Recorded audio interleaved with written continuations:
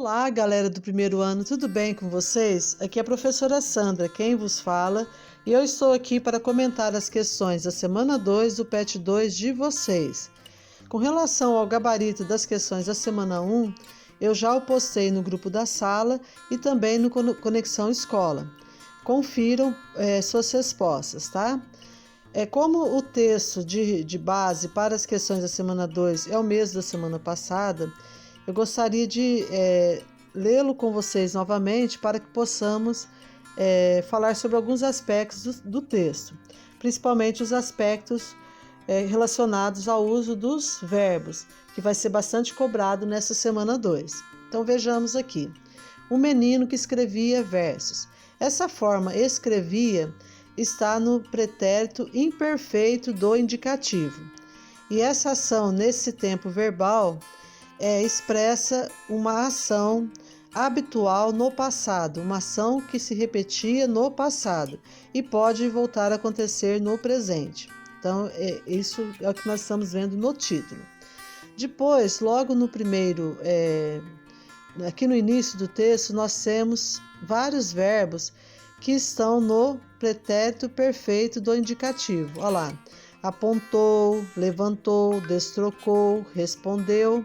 Então, esses verbos aqui, no pretérito perfeito do indicativo, indicam ou expressam uma ação que aconteceu no passado, uma ação que não volta a acontecer no presente. E está marcando para nós aqui o momento de referência da narrativa, que é o momento da consulta médica.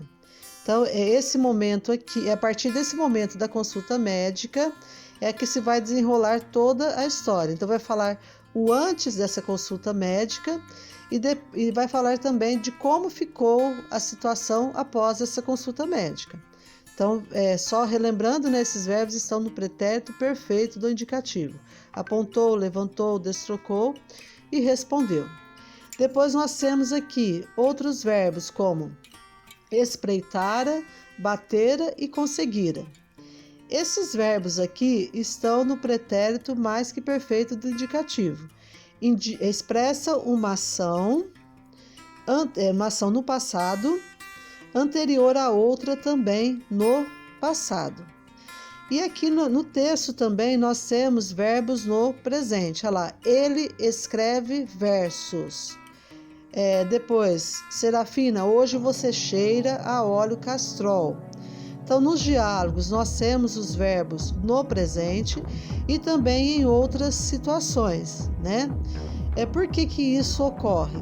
Então, no caso dos diálogos, os verbos estão no presente para reforçar aquele momento vivido, né? Para dar mais dinamicidade ao momento vivido. É como se os personagens revivessem aquelas cenas, tá? E nos outros momentos está mostrando como a situação ficou após esse momento de referência, ou após a consulta médica, tá? Eu grifei algumas outras coisas aqui, por exemplo, recantos da casa, tá?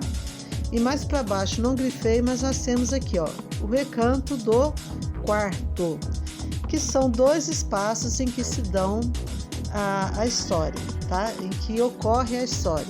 Então, é o espaço da casa e o espaço do consultório ou da clínica do médico lá. E aqui também eu grifei calibrasse os pulmões, espreitasse o nível do óleo na figadeira. Por que será que o homem utilizava esses termos, essas expressões, calibrar pulmões, ver o óleo da figadeira? Porque isso, gente, fazia parte do universo dele. Ele vivia a profissão dele, que era de mecânico. E todos os outros aspectos da vida dele, ele relacionava com essa profissão dele, tá? E aqui também nós temos, gente, o confeccionado. O filho fora confeccionado nesse namoro de unha suja. Então, esse confeccionar aqui está no sentido de se relacionar sexualmente com a mulher para produzir o filho, tá? Deixa eu ver se tem mais alguma coisa aqui que eu gostaria de comentar. Acho que é só a respeito do texto, é só isso. Agora nós vamos às questões, tá? Então, são as questões da semana 2, do PET 2 de vocês. E nós vemos aqui na primeira questão.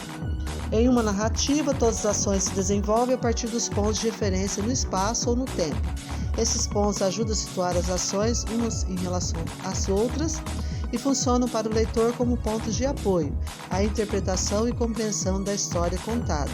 Em O Menino que Escrevia Versos, há 2 referenciais espaciais. Quais são eles? Então, em que espaço se dera a história? É aquilo que eu já falei para vocês. Os espaços em que se deram a história foram a casa e a clínica do médico. Número 2. O tempo organiza a sucessão das ações e permite que o leitor perceba uma sequência, o que acontece antes e o que acontece depois. Mas o antes e o depois só pode existir e fazer sentido para o leitor quando se estabelece um momento de referência no tempo. Qual é o momento de referência na narrativa O Menino que Escrevia Versos? Então, como eu já comentei com vocês, o momento de referência da narrativa é a consulta médica, né, que está ali no passado, né? E a partir dessa consulta médica, vai falar de um outro passado anterior a essa consulta e vai falar do presente, ou seja, do momento, o que ficou estabelecido, né? O que ficou resolvido após essa consulta, tá? Número 3, letra A. No trecho, o pai da criança, mecânico de nascença, preguiçoso por destino, nunca espreitara uma página. Lia motores, interpretava chaparias, tratava bem, mas nunca lhe batera. Mas a doçura mais requintada que conseguira tinha sido em noite de núpcias. Então, os verbos em destaque que são espreitara, batera e conseguira estão no pretérito mais que perfeito do indicativo. Qual é esse momento referência dessas ações? O que essas formas verbais indicam e que sentido essas formas verbais assumem no texto? Então, como eu falei para vocês, o pretérito mais que perfeito do indicativo, ele expressa uma ação no passado, anterior a outra também no passado. Então, o passado de referência da narrativa é a consulta médica, e essas ações de espreitar, de conseguir e de bater são anteriores à consulta médica. Essas ações aconteceram antes da consulta médica, tá? E que sentido essas formas verbais assumem no trecho? Elas contextualizam como foi a vida do casal antes de chegar a esse momento da consulta médica, tá? Letra B. Além de ser empregado nos diálogos, o tempo presente do indicativo ocorre em outros trechos, como ela hoje até se comove com a comparação. Perfume de igual qualidade com a outra mulher ousa sequer sonhar. Pobres que fossem esses dias, para ela tinham sido lua de mel. Por que isso ocorre? Que sentido essas formas verbais assumem em tais trechos? Então, quando coloca aqui que até hoje ela se comove com a comparação, né? Uma comparação que foi feita lá no passado, então está fazendo uma atualização dos sentimentos dela com relação àquilo que ela viveu no passado, que foi a noite de núpcias, tá? Então está fazendo uma atualização daquilo que ela sente com relação à noite de núpcias. E quando aparece lá no final, né, que quem procura o médico hoje não o encontra no consultório, que ele está ouvindo os versos do menino, então também faz uma atualização do que ocorreu após essa consulta médica, tá? Como que o médico passou a se comportar após ter internado esse menino. Letra C. No conto lido, em quais situações foram empregados os verbos no pretérito perfeito do indicativo? Então, logo no início, lá no primeiro parágrafo, nós temos os verbos, né, no pretérito perfeito do indicativo. Então, essas ações aí foram empregadas no momento da consulta médica, tá? Então, quando se trata da consulta médica, que é o momento referência da narrativa. Número 4. Há na narrativa certos indícios, certas pistas que nos permitem distinguir os momentos uns dos outros. Quais são os 3 momentos? Quais são os 3 momentos definidos na narrativa? Então, são o momento, né, da consulta médica, depois, o momento antes dessa consulta médica E o depois é como a vida ficou, como ficou a situação do garoto, né? Depois dessa consulta. Então, a consulta médica, os fatos anteriores à consulta médica e os fatos posteriores a essa consulta médica. Letra B. Localize as duas ocorrências do advérbio hoje no texto. Nas duas ocorrências, o advérbio diz respeito à mesma situação? Explique. Tem o mesmo sentido? Então, hoje, gente, é um advérbio que marca para nós o momento em que acontecem os fatos. Quando fala hoje, você cheira óleo castrol, porque no caso aqui não apareceram só 2 vezes, apareceram 3. Esse hoje aí se refere a um passado distante, porque está falando da noite de núpcias do casal, tá? Agora, quando fala hoje, ela se comove ainda se comove com a comparação, aí já fala do momento presente, né?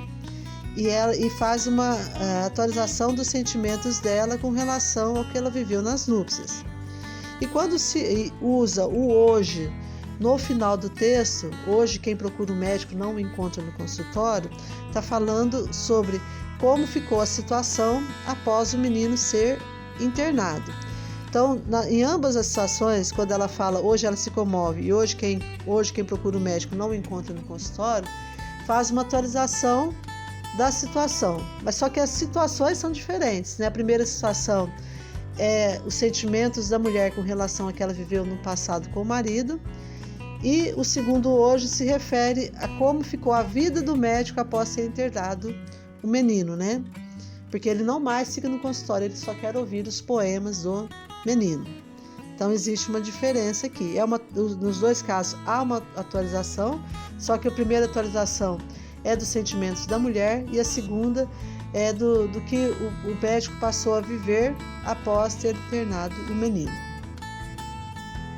Pois bem, número 5. Às vezes o sentido de uma palavra ou de uma expressão só pode ser bem compreendido se levarmos em conta não só o enunciado ou a frase em que ocorre, mas todo o contexto em que a palavra ou expressão foi utilizada.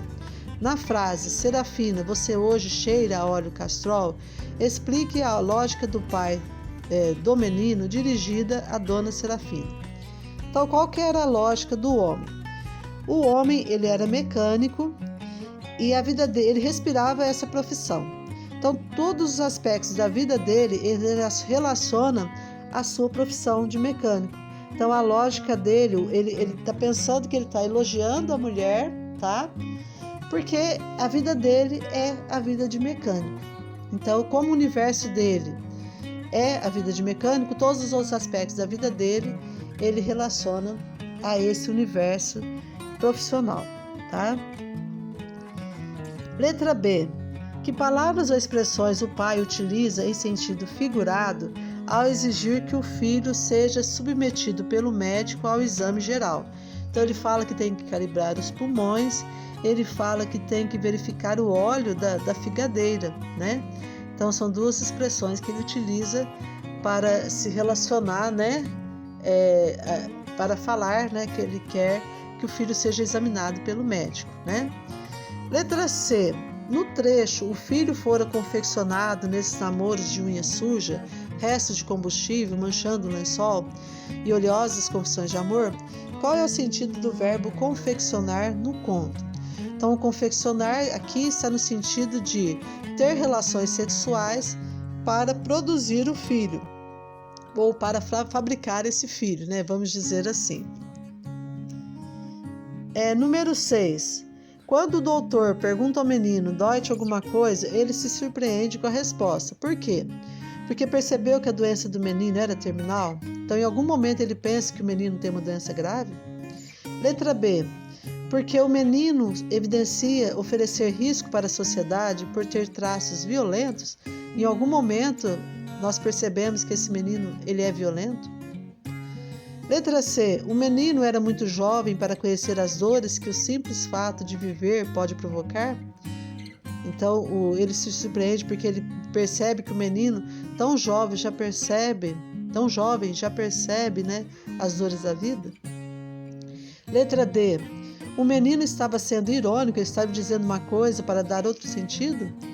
Ou o doutor não tinha paciência com doentes que não respeitavam sua autoridade? Houve algum desrespeito à autoridade aqui?